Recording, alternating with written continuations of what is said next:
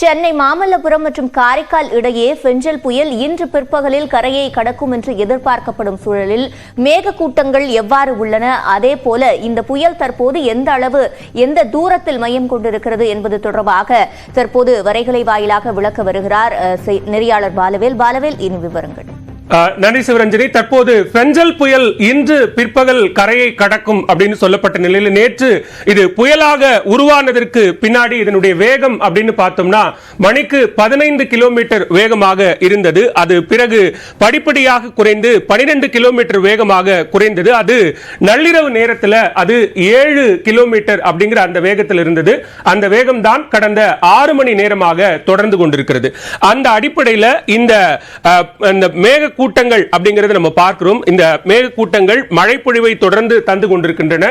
தற்போதைய தகவலின்படி சென்னை மற்றும் புறநகர் பகுதிகளில் பரவலாக மழை பெய்ய தொடங்கி இருக்கிறது. அதே நேரத்தில் காற்றின் வேகம் என்பதும் அதிகரிக்க தொடங்கி இருக்கிறது. நம்ம இந்த மேகக்கூட்ட பகுதிகள் இருக்கு இல்லையா, அதை பார்க்கிறோம். அதே நேரத்தில் புதுச்சேரிக்கு கிழக்கு பகுதியில் கிட்டத்தட்ட 170-180 கிலோமீட்டர் தொலைவிலும், சென்னையினுடைய தென்கிழக்கு பகுதியில் 190 கிலோமீட்டர் தொலைவிலும் தற்போது இந்த புயல் என்பது பெஞ்சல் புயல் என்பது மையம் கொண்டிருக்கிறது. இது மணிக்கு 7 கிலோமீட்டர் வேகம் அப்படிங்கிற அளவில் தான் தற்போது வரைக்கும் நகர்ந்து வருகிறது. எனவே இது இன்று பிற்பகல் மாமல்லபுரம் காரைக்கால் இடையே கரையை கடக்கும் அப்படின்னு சொல்லப்படக்கூடிய நேரத்தில் அந்த பகுதிகளில் தரைக்காற்று என்பது மணிக்கு 80 முதல் 90 கிலோமீட்டர் வேகத்தில் இருக்கும் அப்படின்னு சொல்லி வானிலை ஆய்வு மையம் குறிப்பிட்டிருக்காங்க. எனவே அந்த அடிப்படையில் பார்க்கும்போது நம்முடைய சென்னை உட்பட கடலோர பகுதிகள், மாவட்டங்கள் எல்லா இடங்களிலும் அதீத மழை பொழிவு என்பது இருக்கும் அப்படின்னு ஏற்கனவே வானிலை ஆய்வு மையம் அறிவுறுத்தி இருந்தாங்க.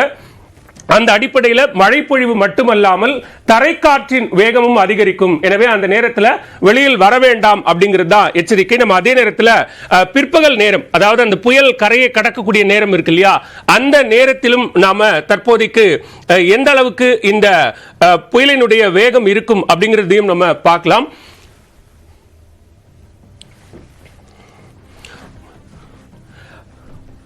இந்த காற்று பகுதி, இந்த கண் பகுதி இருக்கு இல்லையா, அது இன்று பிற்பகல் சரியாக கரையை கடக்கக்கூடிய நேரத்தில் அதனுடைய வேகம், காற்றினுடைய வேகம் இன்னும் அதிகரிக்கும். அதே நேரத்தில் மழையினுடைய வேகமும் இன்னும் அதிகரிக்கும். அது 7 கிலோமீட்டர் தான் அப்படிங்கிறதுனால ஒருவேளை பிற்பகல் அப்படிங்கிறது தாமதமாக கூட ஆகலாம், அது மாலை நேரம் வரைக்கும் கூட போகலாம். எனவே அந்த புயல் கரையை கடக்கக்கூடிய நேரத்தில் தரைக்காற்றின் வேகம் அதிகரிக்கும், மழைப்பொழிவு அதிகரிக்கும். நம்ம பரவலா எல்லா இடங்களில் இருக்கக்கூடிய தகவல்களையும் பார்த்துக்கிட்டு வரும். காரைக்கால், கிழக்கு கடற்கரை சாலை, மாமல்லபுரம், புதுச்சேரி உள்ளிட்ட பல்வேறு பகுதிகளில் இருக்கக்கூடிய நிலவரங்களையும் பார்க்கிறோம். அதன் அடிப்படையில் தற்போதைக்கு குறிப்பிட்ட இடங்கள், அதாவது காரைக்கால் உள்ளிட்ட இடங்களில் மழைப்பொழிவு இல்லை.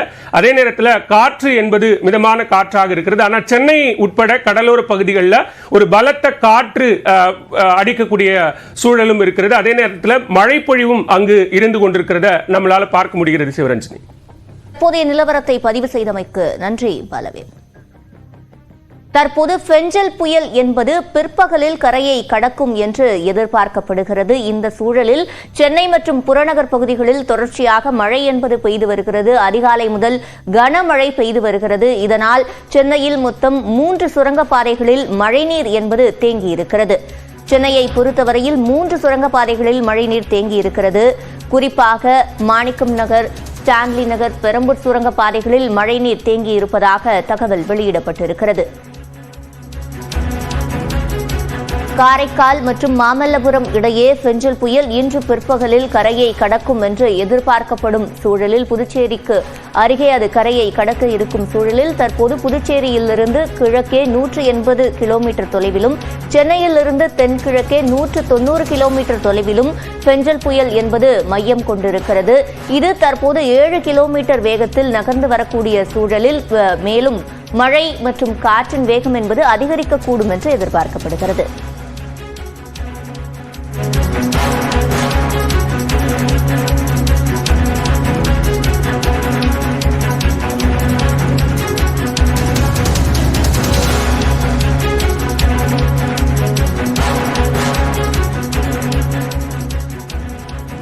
சென்னையிலிருந்து தென்கிழக்கே 190 கிலோமீட்டர் தொலைவில் புயல் மையம் கொண்டிருக்கும் நிலையில் இது தொடர்பான விவரங்களை நம்மோடு பகிர்ந்து கொள்வதற்காக தனியார் வானிலை ஆய்வாளர் ஸ்ரீகாந்த் நம்மிடையே இணைந்திருக்கிறார். அவரிடம் பேசலாம். வணக்கம் சார்.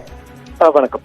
இப்போ சென்னையில இருந்து தென்கிழக்கே 190 கிலோமீட்டர் தொலைவில் மையம் கொண்டிருக்கு. 7 கிலோமீட்டர் வேகத்துல இந்த புயல் நகர்ந்து வருவதாக சொல்லப்பட்டிருக்கு. இந்த வேகம் என்பது மேலும் அதிகரிப்பதற்கான வாய்ப்புகள் இருக்கா, அல்லது இன்னும் குறைந்து பிற்பகலில் கரையை கடக்கும் என்பது மாலை என்று தாமதமாவதற்கு வாய்ப்புகள் உள்ளதா? அதாவது பாத்தீங்கன்னா கடந்த ஒரு 9 ஒரு 15 மணி நேரமா பாத்தீங்கன்னா இந்த புயலானது வடமேற்கு திசையில நகர்ந்துட்டு இருக்கு. ஆக்சுவலா வடமேற்கு திசையில நகரும்ங்கிறது நம்ம கிட்டத்தட்ட எல்லாருமே எதிர்பார்த்த ஒண்ணு. பட் ஆனா வடமேற்கு திசையில நகர்ந்துட்டு இருக்கு ஒண்ணு. ரெண்டாவது இது வடமேற்கு திசையில நகரணும். அது இனி கடந்த ஒரு 2-3 மணி நேரமா பார்த்தோம்னா கொஞ்சம் மேற்கு திசையில நகர்றதுக்கான இது தெரியுது. அதனால திசை மாறும் போது இதே மாதிரி மெதுவாக தான் போகும், வேகம் எடுக்காது. பெரும்பாலும் இன்று மாலை அல்லது ஒரு முன்னிரவு போல இந்த கரை கடக்கும் நிகழ்வு தாமதமாகும்னு நினைக்கிறேன் நான். தற்போது வரை சென்னையில கனமழை பெய்து வருவதை பார்க்க முடிகிறது. அதிகாலை முதலாக தொடர்ச்சியாக மழை பெய்து வருகிறது. காரைக்கால் மாமல்லபுரம் இடையே கரையை கடக்கும் என்ற ஒரு சூழல் இருக்கக்கூடிய நிலையில் காரைக்காலில் பெரிய அளவில் மழை இல்லை. இனி அங்கு மழை அதிகரிப்பதற்கான வாய்ப்புகள் இருக்கா? அதாவது பாத்தீங்கன்னா இப்போ இந்த பெஞ்சல் புயலானது புதுச்சேரிக்கு கிழக்கு பகுதியில் இருக்கு. ஸோ பெரும்பாலும் புதுச்சேரிக்கு தெற்கு பகுதியில் இருக்கக்கூடிய கரையோர பகுதிகளில் மழையின் தாக்கம் கம்மியா இருக்கும். நான் முன்னாடி சொன்ன மாதிரி வடமேற்கு திசையில நகராம பெரும்பாலும் இது வடமேற்கு திசையில நகர்ந்துட்டு இருக்கு. அந்த நார்த்வர்ட் மூவ்மெண்ட்னால என்ன ஆகுதுன்னா இது இன்னும் கொஞ்சம் மேல வந்திருக்கு, கரையொட்டி வராம. அதனால மழை அதிக மழை நிகழ்வுங்கிறது பெரும்பாலும் புதுச்சேரிக்கு வடபகுதியில தான் இருக்குமே தவிர புதுச்சேரிக்கு தெற்கு பகுதியில் இருக்கிறதுக்கு தற்போதைய நிலையில வாய்ப்பு குறைவு. வானிலை படிவங்கள் சில படிவங்கள் கடைசி இல்லைங்களா, அதாவது கரை கடக்கும் நிகழ்வுக்கு ஒரு 6 முதல் 9 மணி நேரம் முன்னாடி இருக்கிற பீரியட்ல ஒரு மேற்கு தென்மேற்கு நகர்வு இருக்கக்கூடும் அப்படிங்கிறத கணிப்பு இருக்கு. அப்படி இருக்கும் பட்சத்துல புதுச்சேரி மற்றும் சிதம்பரம் இடைப்பட்ட பகுதியில் கொஞ்சம் மழை பார்க்கலாம். பட் பெரும்பாலும் டெல்டாவிற்கு மழைக்கு வாய்ப்பு, கனமழைக்கான வாய்ப்பு குறைவுன்னு நான் நினைக்கிறேன். டெல்டாவில் கனமழைக்கான வாய்ப்புகள் குறைவா இருக்கும் அப்படின்னு சொல்லியிருக்கீங்க. இப்போ ECR OMR சாலைகள்ல பிற்பகல்ல மக்கள் பயணிக்க வேண்டாம், அரசு பேருந்துகளும் அங்கு இயக்கப்படாது பிற்பகல்ல அப்படின்னு குறிப்பிட்டு இருக்காங்க. அங்க மழை பொழிவு என்பது எப்படி இருக்கும்? சென்னை புறநகர் பகுதிகளில் போக போக இன்னும் மழை அதிகரிக்குமா? அதாவது நீங்க இந்திய வானிலைத்துறையோட லேட்டஸ்ட் புல்லட்டினை பார்த்தா அதுல என்ன சொல்லியிருக்காங்கன்னா சென்ட்ரல் டென்ஸ் ஓவர்காஸ்ட், அதாவது அடர்ந்த மேக குவியல், ஒரு புயலுக்கான அடர்ந்த மேக குவியல் வட கடலோர தமிழக கரையில உராய ஆரம்பிச்சிருக்கு. இன்டராக்ட் அப்படின்னு போட்டிருக்காங்க.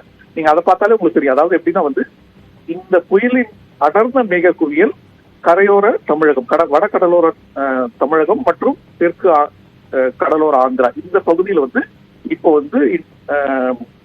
ஊடுருவ ஆரம்பிச்சிருக்கு. அப்படி இருக்கும்போது உங்களுக்கு என்ன ஆகும்னா மழையின் வேகம் படிப்படியா அதிகரிக்கும். அதே மாதிரி பாத்தீங்கன்னா நேற்று நம்ம மழையில விட்டு விட்டு மழை பார்த்தோம். இன்று நள்ளிரவுக்கு அப்புறம், அதாவது அதிகாலைக்கு அப்புறம் பாத்தீங்கன்னா மழை கிட்டத்தட்ட தொடர்ந்துட்டு இருக்கு.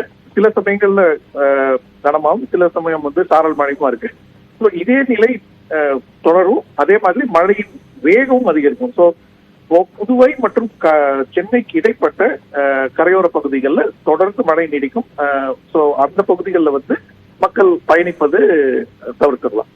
இப்ப தமிழ்நாட்டை பொறுத்த வரைக்கும் வேறு எந்தெந்த மாவட்டங்களில் எல்லாம் மழைக்கான வாய்ப்புகள் உள்ளது?